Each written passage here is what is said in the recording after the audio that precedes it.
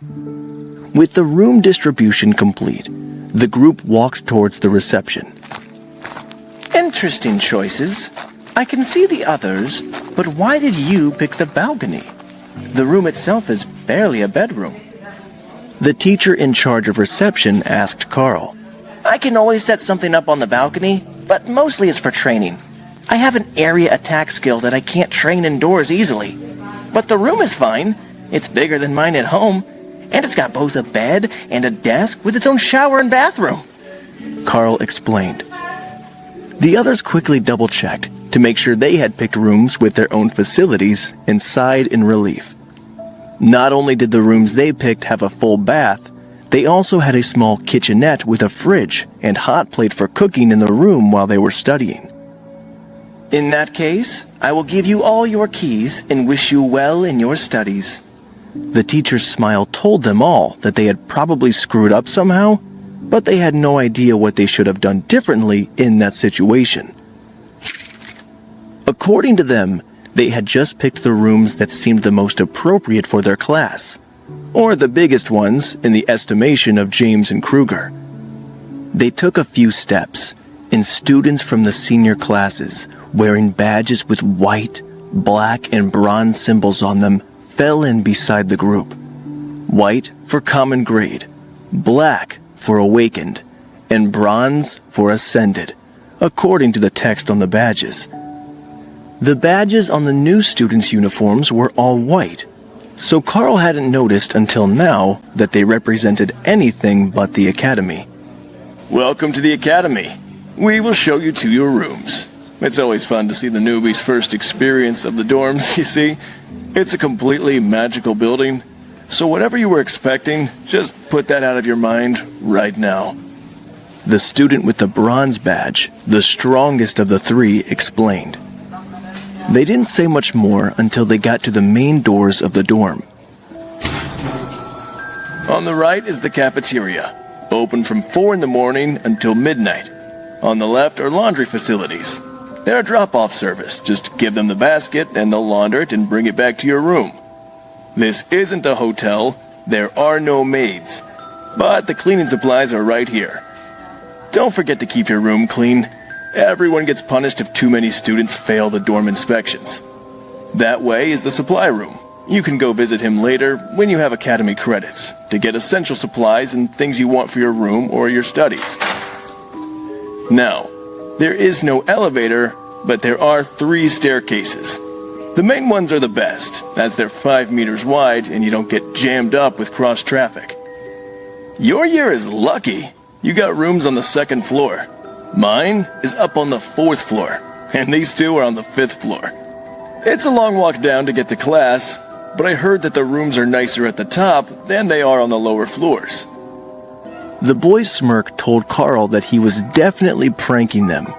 Either there was an elevator, or the rooms were all strange, no matter where you went. The 3 older students put their hands on the shoulders of the newbies and led them up to the 2nd floor with a smile. You 2 are right here, since you picked the square internal rooms. The leader of the senior students informed them, gesturing to the doors on either side of the stairs. That was a factor that they might have forgotten to consider. Being right next to the stairs could be loud. But the hallways were decorated with thick red carpets, hanging tapestries on the walls, and plenty of decorations that should prevent echoes. The 2 warriors opened their doors and looked at the bare rooms.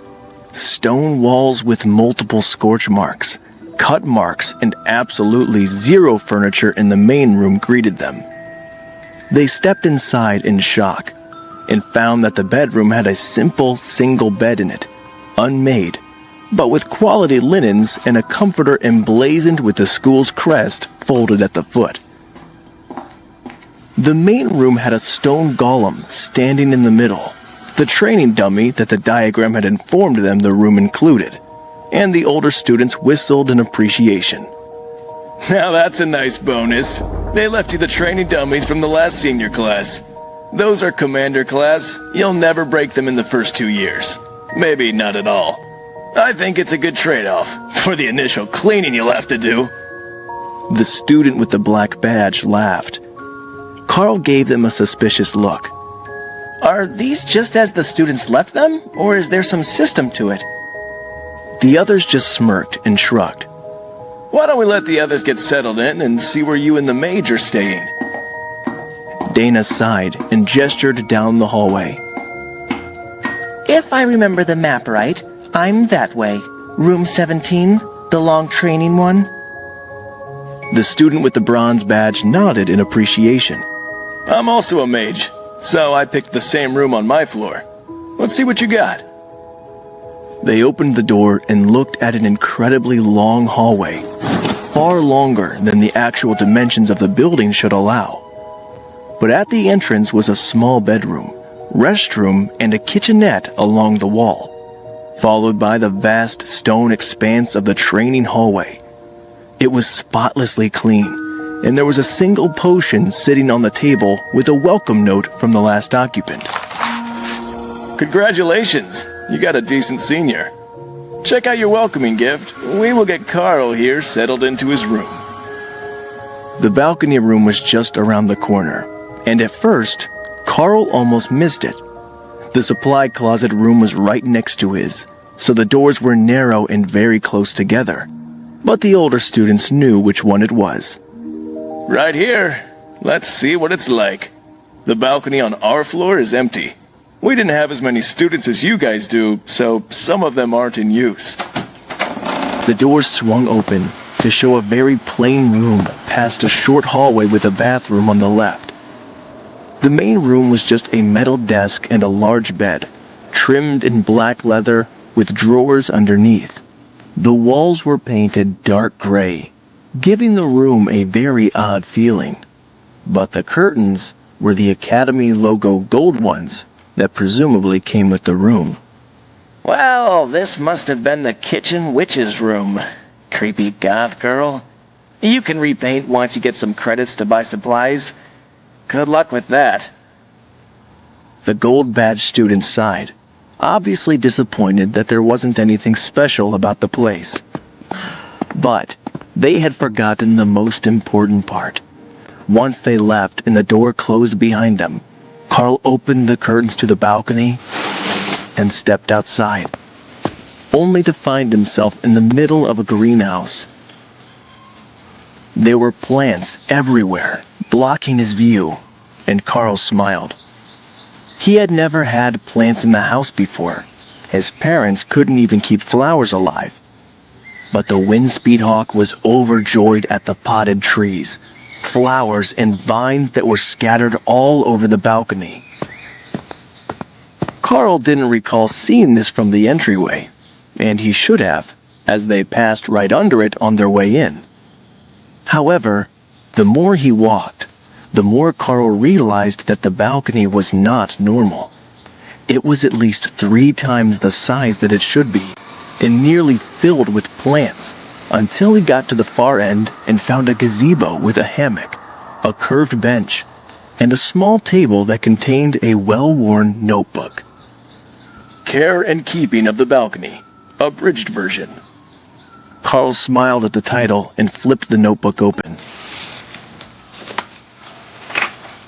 While I don't know if you will appreciate the legacy of the greenhouse, you will find that it is effortless to care for, and every plant here has a purpose.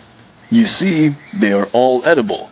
Most of them are for humans to help your growth, but I have personally added a few important ones of my own. This is the catnip plant.